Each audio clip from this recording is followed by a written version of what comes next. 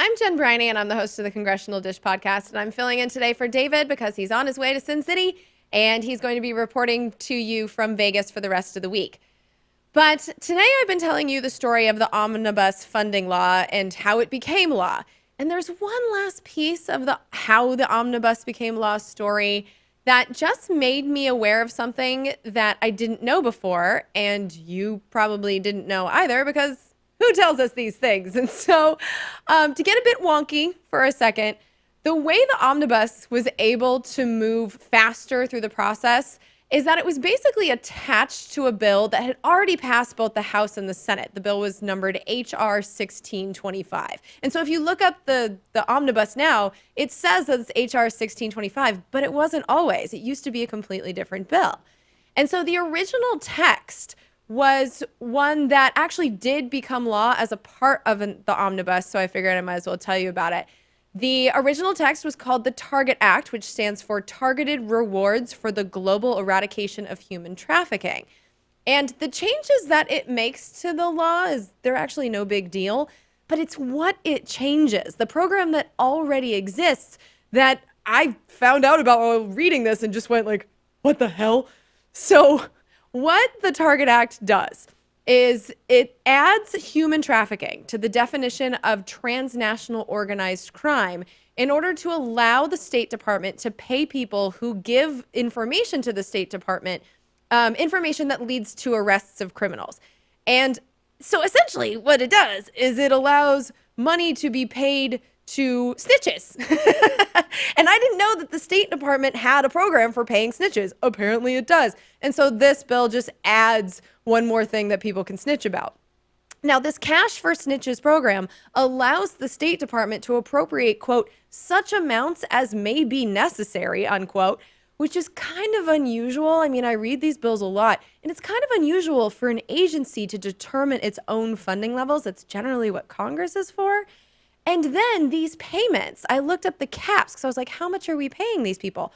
Well, they're capped at $25 million, except as personally authorized by the Secretary of State, which as of right now is no one.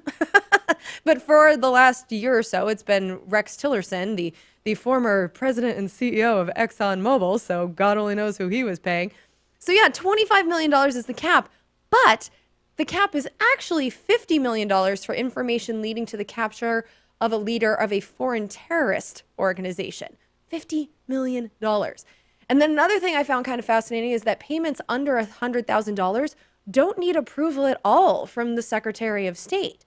And one last thing that I found disturbing is that these decisions made by the Secretary of State are final and are not allowed to be reviewed by the courts.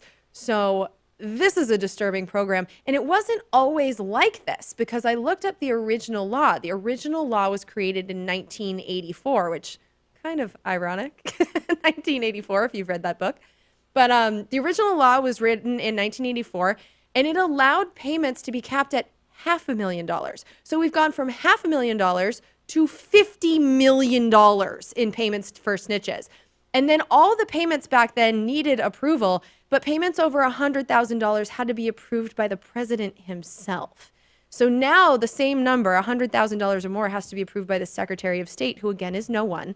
And it used to be that the president himself had to be approving these. So this is just a much bigger program than was ever intended. And I think it just goes to show how far off the rails Congress has gone since the beginning of the war on terror. Today's program is sponsored in part by Shaker and Spoon, a monthly cocktail subscription box delivering the full craft cocktail experience right to your door. They send you the ingredients for 3 completely new and original craft cocktail recipes.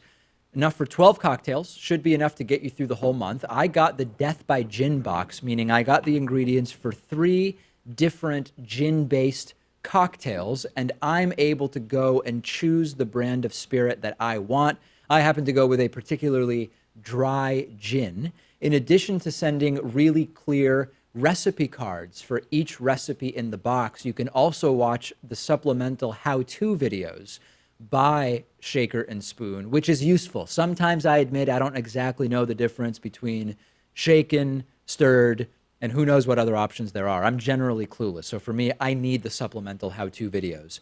And for a limited time, our audience can get $20 off by going to shakerandspoon.com/Pakman. If you're watching this on YouTube, I've put a link in the description underneath this video, and you can check out the how-to videos on YouTube as well.